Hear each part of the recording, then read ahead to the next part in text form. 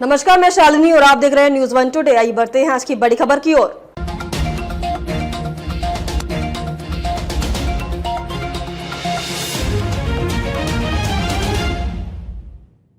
रूसी और सीरियाई विमानों द्वारा विद्रोही क्षेत्रों पर हुई बमबारी तेज, 25 लोगों की मौत। सीरिया में विद्रोही गुट ने देश के दूसरे सबसे बड़े शहर एलेपो और इदलिब के आधे से ज्यादा इलाके पर कब्जा कर लिया है।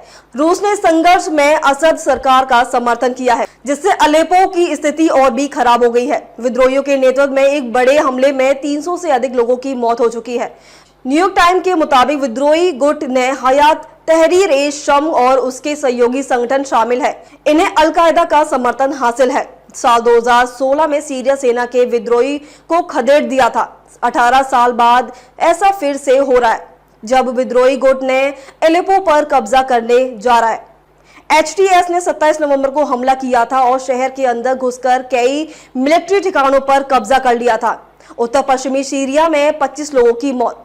वहीं सीरिया विपक्ष द्वारा संचालित बचाव सेवा व्हाइट हेलमेट ने सोमवार को बताया कि सीरिया सरकार और रूस द्वारा किए गए हवाई हमलों में उत्तर पश्चिमी सीरिया में कम से कम 25 लोग मारे गए हैं। सैन्य सूत्रों ने बताया कि रूसी और सीरियाई जेट विमानों ने रविवार को उत्तरी सीरिया में विद्रोही के कब्जे वाले शहर पर इदलिब पर हमला किया है। सेना ने यह भी कहा है कि उसने कई शहरों पर फिर से कब्जा कर लिया है, जिन पर विद्रोही ने हाल के दिनों में कब्जा कर लिया था। निवासियों ने बताया कि एक हमला इदलिब के केंद्र में भीड़भाड़ वाले आवासीय क्षेत्र में हुआ, जो तुर्की सीमा के पास विद्रोही क्षेत्र का सबसे बड़ा शहर है, जहां लगभग 4 मिलियन लोग अस्थायी तंबुओं और घरों में रहते हैं। घटनास्थल पर मौजूद बचाव कर्मियों के अनुसार कम से कम 7 लोग मारे गए और दर्जनों लोग घायल हो गए। सीरिया सेना और उसके सहयोगी रूस का कहना है कि वे विद्रोही समूह के ठिकानों को निशाना बनाते हैं और नागरिकों पर हमला करने से इनकार करते हैं। मृतक में 10 बच्चे भी शामिल। व्हाइट हेलमेट के अनुसार रविवार को इदलिब और उसके आसपास तथा एलेपो के पास विद्रोहियों के कब्जे वाले इलाकों में हवाई हमलों में मारे गए लोगों में 10 बच्चे शामिल हैं। समूह ने एक्स पर एक बयान में कहा है कि 27 नवंबर से अब तक सीरिया और रूसी हमलों में मरने वालों की कुल संख्या 56 हो गई है, जिसमें 20 बच्चे शामिल हैं।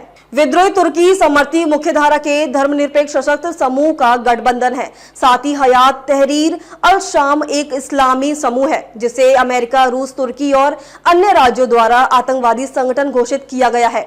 विद्रोहियों ने हाल ही के दिनों में पूरे इदलिब प्रांत पर कब्जा कर लिया। विद्रोहियों ने शुक्रवार रात को इदलिब के पूर्व एलेपो शहर में भी घुसपैठ की, जिसके कारण सेना को फिर से तैनात होना पड़ा। सरकारी मीडिया के प्रकाशित टिप्पणियों में असद ने कहा, आतंकवादी केवल बल की भाषा जानते हैं और इसी भाषा से हम उन्हें कुचल देंगे। सीरिया सेना ने कहा है कि एलेपो में लड़ाई में उनके दर्जनों सैनिक मारे गए हैं। रूसी युद्ध ब्लॉगर्स ने रविवार को बताया कि मॉस्को में सीरिया में अपने बलों के प्रभारी जनरल सरगेई किसल को एलेपो में विद्रोहियों के घुसने के बाद बर्खास्त कर दिया गया है। रॉयटर्स के रूसी रक्षा मंत्रालय से टिप्पणी मांगी है। अब तक के लिए बस इतना ही, फिर होगी आपसे मुलाकात। तब तक के लिए नमस्कार और देखते रहिए न्यूज़ 1 टुडे।